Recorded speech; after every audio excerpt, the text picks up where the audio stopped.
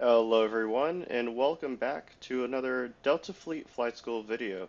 Today we are taking on a level 4 island, and we have scanned the locations of all of our targets.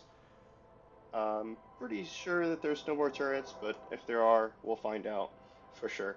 Um, and the whole point of this exercise is to see how well the Razorbill can destroy targets on a level 4 island, which is something that a lot of players struggle with, even advanced players. And the main difficulty in this operation comes from keeping your altitude outside of CWIS engagement range. And all that means is just keeping your Razorbill above 1,000 meters in altitude. If you drop below 1,000 meters in altitude, everything on this island is just going to open up on you. CWIS, 40mm turrets, bears with heavy cannons, it's not going to be good. So all you have to do is be very controlled with your ammo, be very careful with your shots, because it's much easier to run out of ammo when you're targeting targets from far away. And that's only because you have to take more shots, right? So I'm already almost flying upside down. I'm descending very quickly at 1200 meters. I've only destroyed a couple targets, and now I have to level off and come back around for another pass. And you can already see how much slower this process is going to be compared to a level 1 or 2 island, where you saw me flying at low altitude, just buzzing low to the ground and destroying everything in my path. Here, we're definitely respecting the enemy vehicles a lot more than we were before. We are respecting their distance, keeping our altitude above 1,000, and surviving. And it is very likely that you're going to run out of ammo on your first pass. See, I'm already at 276 out of 400 rounds in each of my cannons, so it's incredibly likely I'll have to switch over to my second Razorbill that I have standing by waiting for me to take over.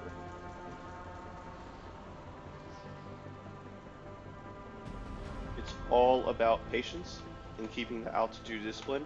See, I've just now leveled off at 1,030 meters, and that was pretty close. But I was pretty safe in that instance just because I was over the water. If I was over land, I would have been in a lot more trouble because the land elevation changes a little bit. So if there was a CWIS turret, say, sitting 50 meters above sea level, that would not have been good for us at all. And I just completely missed that target, so we're just going to continue on ahead. See, now I'm starting to breach that 1,000 meters and leveling off again. Oh, here's a nice juicy convoy right in front of us. We'll see if we can maybe take a few shots at those. Very carefully, lightly pressing the trigger button. Trying to use as little ammo as possible. And there we go, we have some detonations, but not too many, which is okay, it's to be expected. You need to be very careful when clearing islands of this level. And see, I've just dropped below 1,000 meters. That was a bad thing to do, and we're already at 60 rounds of ammunition in each autocannon, so I already know I'm going to have to use some extra ammo from the other Razorbill, which is perfectly okay.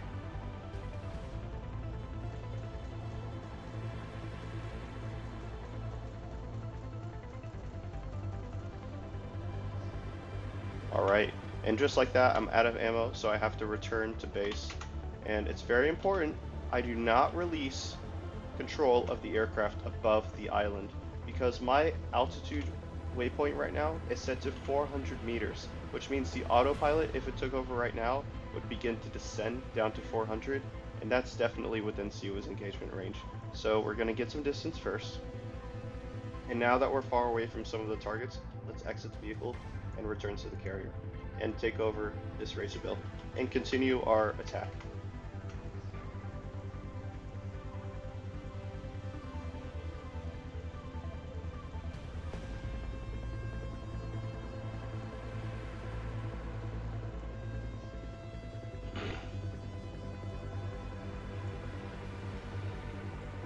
Something else to note when attacking these high-level islands is that the bullet from the 20mm autocannon will only exist for 2,000 meters. So if I start shooting at targets beyond 2 kilometers, the bullets will likely not hit my target. And you see those bullets in the distance, they went way off to the side of that vehicle that was moving. So I really have to lead my target a lot more and think a lot more about how quickly the Razorbill is moving in relation to the ground, and using that calculation to aim at targets. And here, it might actually be a lot more beneficial to switch over to using the T key to lock the target, because that gives you a little bit of help with the aiming reticle. It's kind of difficult to see, but it is helpful. And there we are, we're hitting the target. There we go, target destroyed. Let's get these two. Oh, and we're below 1,000, so let's level off before we get destroyed by Sea-Wiz. We're at 880. We got some shards flying across our screen.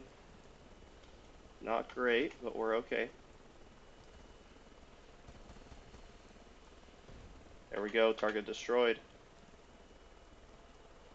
Now let's focus on some of these turrets.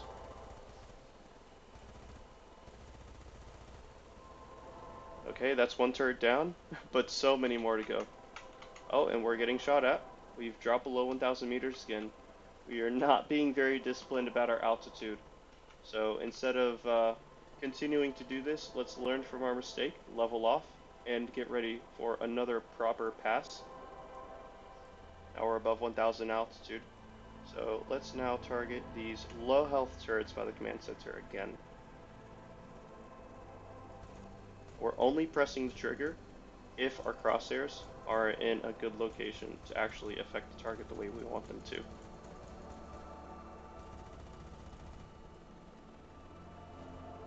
There we go. That was actually a very good pass. Turrets are difficult to destroy because they have an increased amount of health relative to ground vehicles. And looking at our map, we can see we only have 5 ground vehicles left and 3 turrets left, which is perfectly doable with the ammo I have remaining. But again, I shouldn't try to push myself to do this perfectly. It's okay to just launch another Razorbill and rearm and refuel and do this again. And if you had a crew of many players, at this point you would probably want to be launching your virus bots from a seal to capture the island, because there's so few targets left, it would help save time. So we're leveling off now. We've just dropped below 1,000 meters in altitude again. So we're at full throttle. We're climbing ever so slightly. And we're clicking T, and that's a target destroyed. 66 rounds left in the chamber. I think we can maybe get this target.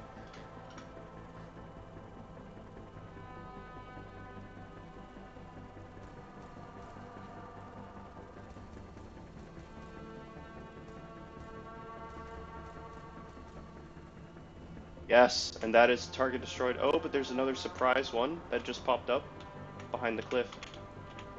Right there. So let's fly ahead. 35 rounds left. Can we do this? Yes, we can. 18 rounds left. Now that's definitely not enough to destroy a turret, but it is enough to inflict some damage and make it easier for the next pass of the Razorbill. And we have a low fuel warning. We're not going to mess with that. The Razorbill has a very tiny fuel tank. So let's order another aircraft to take off. And let's, just to be safe, set this altitude to 1,000 and then have it return to the carrier. Or to be more direct, send it this way, so that it spends less fuel flying in that direction. Another thing you can do when you're setting up your waypoints is set a waypoint and then another very tiny branch of flight to have your Razorbill face the direction that you need it to when you take control. And this can help you become less disoriented, especially in bad weather like this, where it may be difficult to tell where everything is.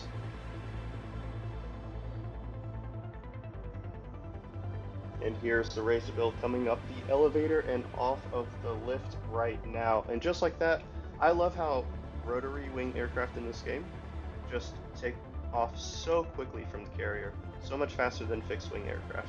So if you're able to carry out a mission with a Razorbill or a Petrel instead of an Albatross or a Manta, definitely give it consideration just because of how much time you save on takeoffs and landings. So, we're going in again. The only targets remaining are turrets, and we are now at that safe 1,000 meters altitude. And we're not going to fire yet. We're still outside of that maximum engagement range for the autocannon, and now we can fire. So let's do just that.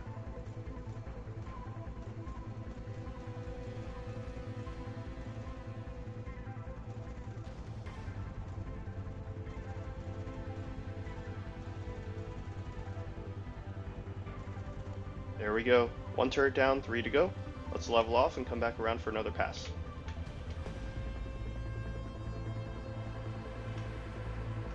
And that's good. Let's turn around, rolling left and pulling up.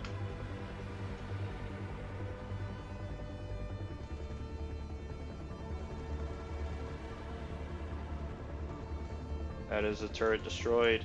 Very nice. That's another turret down. One more to go. Can we do it? Yes, we can. And that is the entire island clear. And something I always like to do with these level 3 and level 4 islands is perform a low flyover. And when I say low, I just mean barely within Siwa's engagement range. Because you need to find out if there are unscanned targets left alive on the island. And if they are left alive, you'll know that they are here because they will shoot at the Razorbill. Which is okay in my opinion. I'd rather the Razorbill be destroyed than send a virus seal all the way to the command center, have it get most of the way through hacking the island, only for the virus spots to get destroyed right at the end of the hack. So this is a great way to ensure the consistency of your captures, making sure you have no loose ends, so to speak, and that the island is completely secured, which I believe it is. I'm not getting shot at. Another way you can tell is by looking at this screen. As long as the Razorbill has no flashing red exclamation mark next to it, that means it's not under attack and it is safe. So you're perfectly free to send out your virus bots. And with that, I think we'll wrap up the video. And if you have any more ideas for Razorbill videos that we can make here at the Delta Fleet channel, please let me know.